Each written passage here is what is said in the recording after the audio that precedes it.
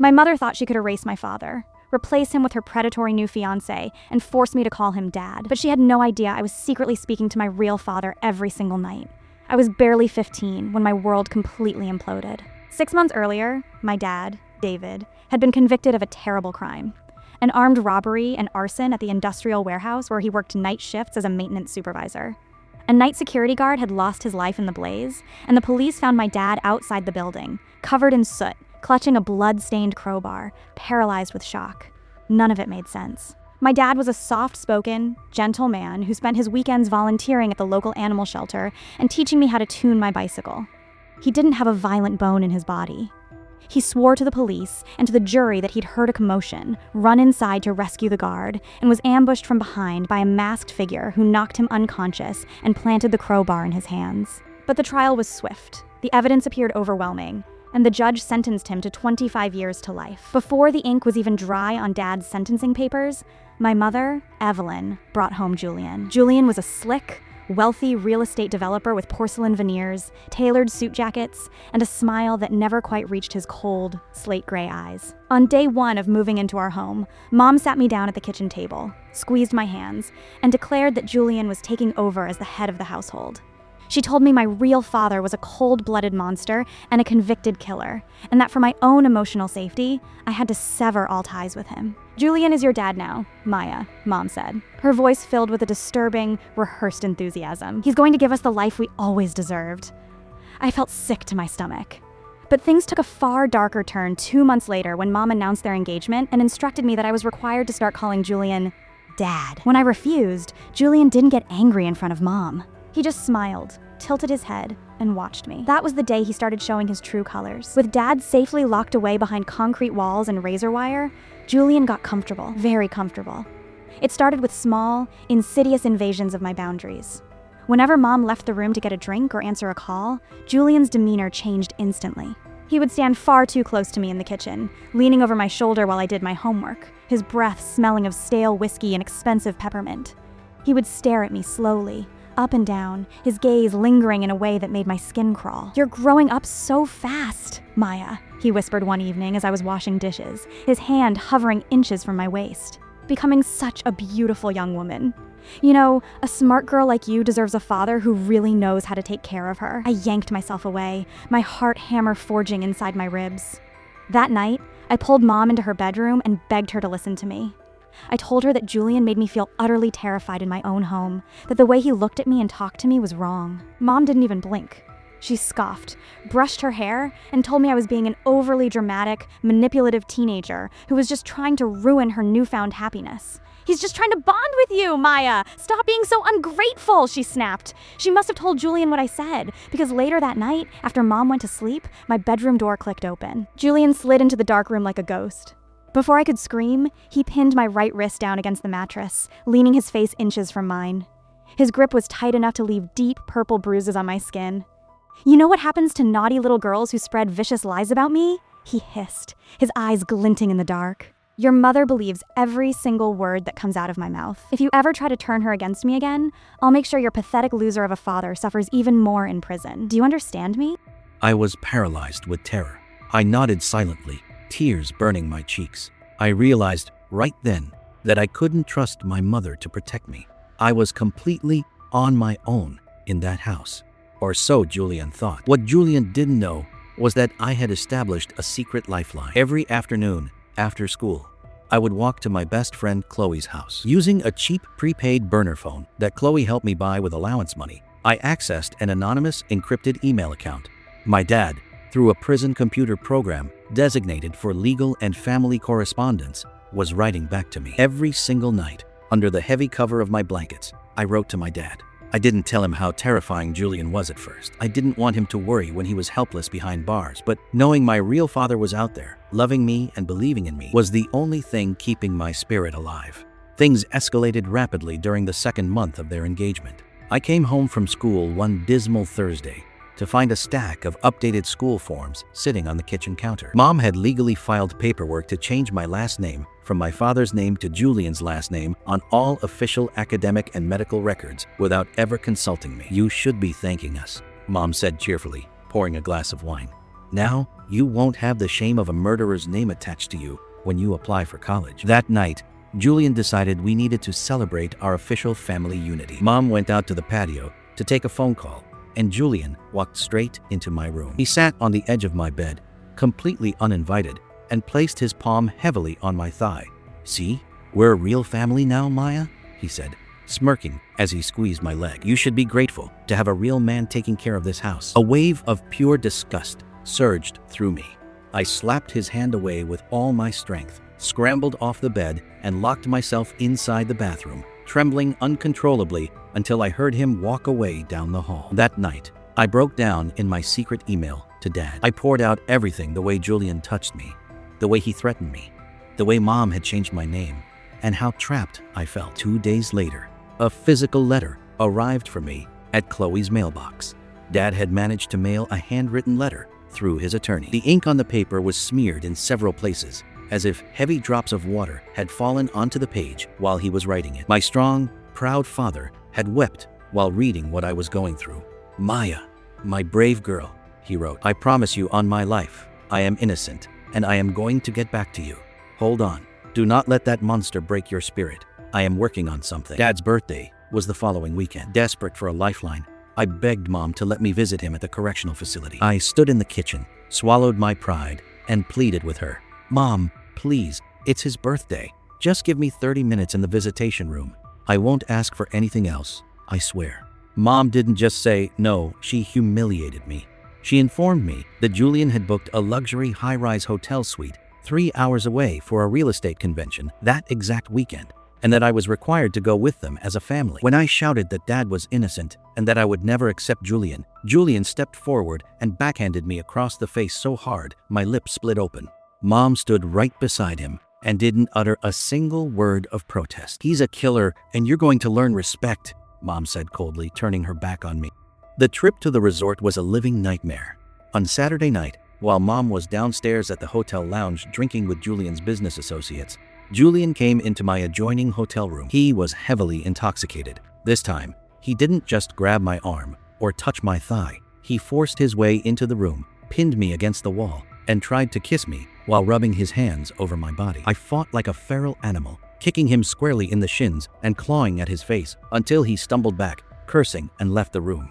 I spent the rest of the night locked in the bathroom, clutching a heavy glass bottle, sobbing in utter humiliation. When we returned home on Monday, things took an even catastrophic turn. While I was at school, Mom went through my room looking for my laundry and discovered a hidden binder where I had printed out Dad's handwritten physical letters. She didn't confront me calmly. She dragged me into the backyard, threw the letters into a steel fire pit, and set them ablaze right in front of my eyes. "Communicating with that convict is a violation of this household," Mom screamed as the ashes floated into the sky. As punishment for my deceit, Julian took a screwdriver and unhinged my bedroom door, carrying it down to the garage. I was left completely exposed. Every single night, Julian would walk down the dimly lit hallway, stand at the empty threshold of my doorway, and silently watch me sleep, his silhouette blocking the light. Being stripped of my bedroom door broke something inside me, but it also ignited a cold, dangerous fire. I realized that if I remained passive, Julian would eventually destroy my life completely. The next day, during lunch hour at school, I snuck into the back corner of the library and logged into my secret email account. I sent a long, frantic message to Dad, telling him that Mom had burned his letters, taken my door, and that Julian was watching me every night. 2 weeks passed without a word. I was beginning to lose all hope, but then a new email notification popped up from Dad's legal portal. It was a lengthy message, filled with words of comfort, urging me to stay strong. But near the very end of the email, there was a strange, abrupt sentence that didn't fit the rest of the message. "Did you ever check the blue metal panel where we used to store the winter gear?" I stared at the words, my heart skipping a beat. When I was younger, our old house had an unfinished attic crawl space behind a blue utility panel where Dad kept his seasonal tools. I realized Dad wasn't just sending me emotional support. He was giving me a hidden instruction. I deleted the email, cleared the browser history, and waited for an opportunity. That opportunity arrived the following Tuesday. Mom and Julian were heading out for a lavish dinner date with Julian's investors. I waited until I heard Julian's sports car pull out of the concrete driveway and vanish down the street. My hands shook uncontrollably as I grabbed a flashlight, dragged a step stool to the hallway closet, and pushed open the dusty hatch leading up to the attic crawl space. I crawled through the dark, cobweb-covered rafters until I reached the back wall behind the blue metal utility panel. Tucked deep inside the wall insulation was a heavy, Ziploc-sealed leather journal. I pulled it out, wiped the thick dust off the cover, and opened it with my flashlight beam. It was my father's handwriting, dated several weeks before his arrest. My eyes scanned the frantic entries. March 12th. I found bank statements in Evelyn's desk tonight. She's been taking out secret loans and forged my signature. But worse, I saw a strange car parked down the block again. A black Mercedes. The driver was watching our house. It's the same man Evelyn was talking to at the marina last week. His name is Julian Vance. March 28th. Julian showed up at my work site today, pretending to be a client interested in warehouse renovations. He asked incredibly specific questions about the security cameras, the night shift schedules, and the dead zones in the rear building. He warned me to stay out of Evelyn's financial affairs. He threatened my family. I need to go to the police, but I don't have hard proof yet. My blood ran completely cold. Dad hadn't been an accidental victim of a robbery. Julian had been stalking my father and targeting our family long before the crime ever happened. Suddenly, the faint sound of car tires crunching on the driveway echoes through the floorboards. They were back early. Panic seized my entire body. I heard car doors slamming shut and the high-pitched click of Mom's heels on the front walkway. I shoved the leather journal beneath my sweater, clutching it tight against my stomach, and scrambled backward toward the attic opening. But I was too frantic. As I reached the ladder, a shadow blocked the light. Julian's head appeared through the hatch, his dark eyes locked onto mine in the dim beam of my flashlight. He climbed up the remaining rungs, his broad shoulders barely fitting through the narrow frame, his expression unreadable and menacing. "What are you doing up here, Maya?" he asked, his voice disturbingly soft, carrying the thick stench of wine. I was looking for my old middle school yearbooks," I stammered, pressing my back against the rough wooden beams, desperately holding my arms over my sweater to conceal the bulge of the hidden journal. Julian didn't say a word. He stepped closer, taking in the disturbed dust around the utility panel. His jaw tightened. He grabbed my left arm with an iron grip and yanked me down the ladder. Mom was standing at the bottom, her arms crossed, looking thoroughly annoyed. "What is she doing sneaking around up there?" "She's hiding something, Evelyn," Julian said, his eyes narrowing dangerously as he glared at me. "I think we need to conduct a thorough search of her room." "I was just looking for my old teddy bear because I can't sleep with my door gone," I cried out, forcing tears into my eyes, trying to sound like a pathetic, frightened child. Mom rolled her eyes, exhausted from the drama. "Just go to bed, Maya. Stop causing scene."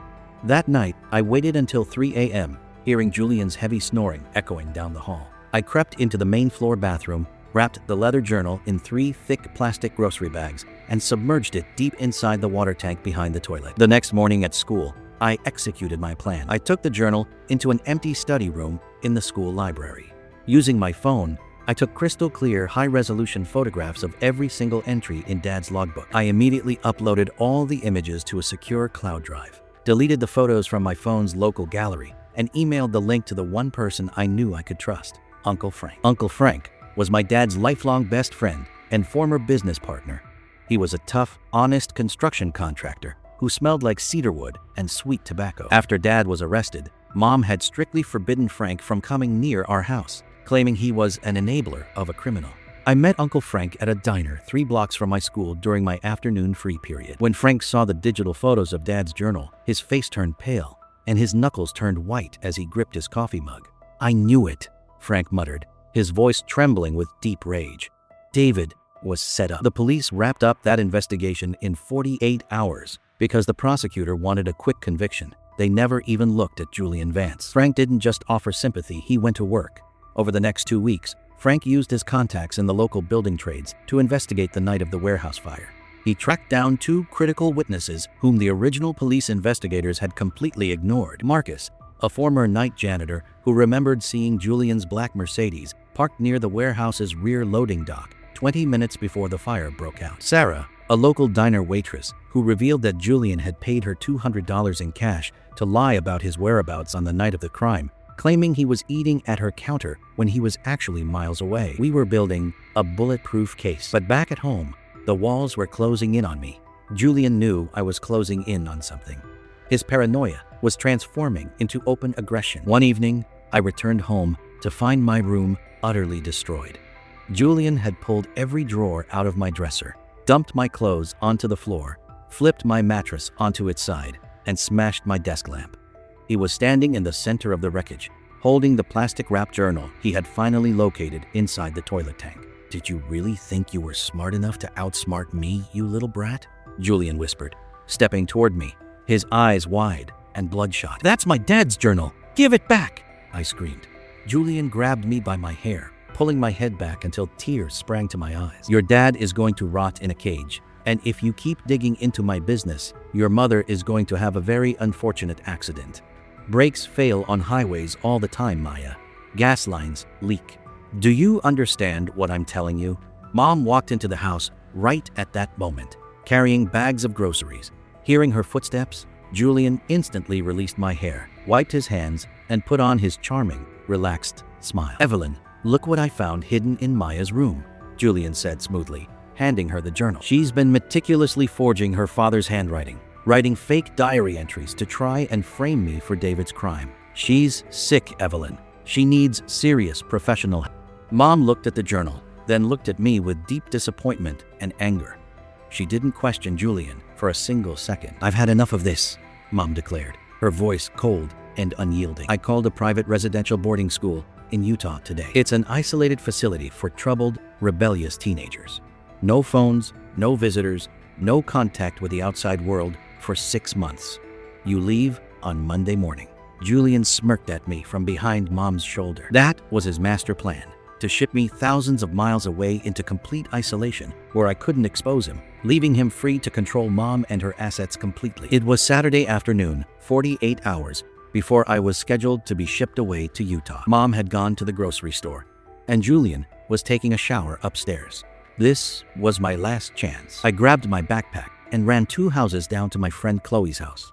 I explained the dire situation to Chloe's mother, who immediately handed me her cell phone. I hit record on the phone's voice memo app, slipped the phone into my front jacket pocket with the microphone exposed, and walked straight back into my house. As I opened the front door, Julian was coming down the stairs, a towel around his neck. When he saw me standing there, his face contorted into pure, unbridled rage. He grabbed me by my coat collar and slammed me against the hallway wall, knocking the wind out of my lungs. "You think you can run away from me?" Julian roared, towering over me. "I spent 6 months planning how to put your pathetic father away." I bribed the warehouse security guard. I set the fire, and when that idiot guard tried to stop me, I cracked his skull with the crowbar and handed it to your stupid father while he was trying to drag the guy out. My heart was hammering against my chest like a trapped bird, but I kept my voice steady, pulling out the exact details we needed. "Why did you do it, Julian?" I asked, forcing my voice not to tremble. "Why destroy my dad's life?" Julian laughed, a horrible, cruel, arrogant sound.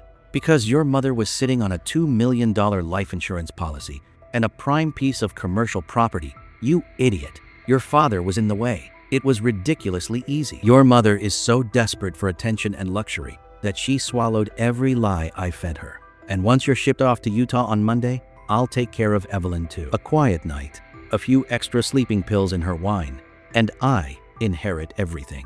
Suddenly, the heavy glass front door clicked open. Mom was standing on the threshold. She had returned early because she'd forgotten her grocery list. She had heard every single word. The brown paper bags slipped from her hands, scattering apples and canned goods across the hardwood floor. Her face was as white as a sheet, her mouth agape in sheer horror. Julian spun around, his arrogant expression freezing into complete panic. "Evelyn, wait! She made me say that! She was provoking me!" "Get out," Mom whispered, her voice shaking violently. "Evelyn, honey, listen to me." Julian stepped toward her. "Get out of my house!" Mom screamed at the top of her lungs, grabbing a heavy brass umbrella stand from the corner and holding it like a weapon. Julian realized the mask was completely shattered. The charm vanished, replaced by a cold, deadly glare. He grabbed his keys from the counter, looked at Mom, and spat on the floor. "You're a foolish, pathetic woman, Evelyn," Julian sneered. "You think the police will believe a teenager and a traitorous wife over me? Good luck." On. He slammed the door behind him, revved his sports car, and sped away into the afternoon. Mom collapsed onto the floor, sobbing uncontrollably, clutching her face in agony. I sat beside her, pulled Chloe's phone out of my pocket, and stopped the recording. "We have it all, Mom," I said softly. "It's over." 10 minutes later, Uncle Frank arrived at the house, accompanied by 2 senior detectives from the state police department. We sat at the kitchen table and laid out everything. The crystal-clear audio recording of Julian's full confession, the cloud backup photos of Dad's hidden journal entries, the sworn notarized statements from the janitor and the waitress that Frank had collected. The lead detective listened to the recording twice, his expression hardening with every passing second.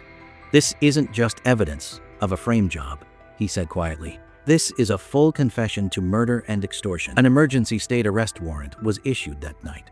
Julian tried to flee the state, but police intercepted his vehicle at a highway checkpoint 50 miles away. When officers searched his car trunk, they discovered a hidden steel lockbox containing the actual murder weapon, the original blood-stained wrench he had used before planting the crowbar, which still contained traceable DNA evidence matching the deceased.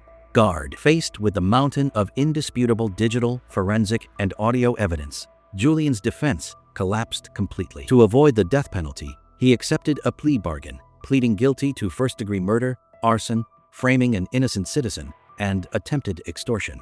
The judge sentenced Julian Vance to life in prison without the possibility of parole. 4 weeks later, the state appellate court officially overturned my father's conviction, expunging his record entirely. I will never forget the morning the heavy steel prison gates rolled open. My dad walked out into the bright morning sunlight. He was thinner, his hair was streaked with gray, and he looked weathered by the nightmare he had endured.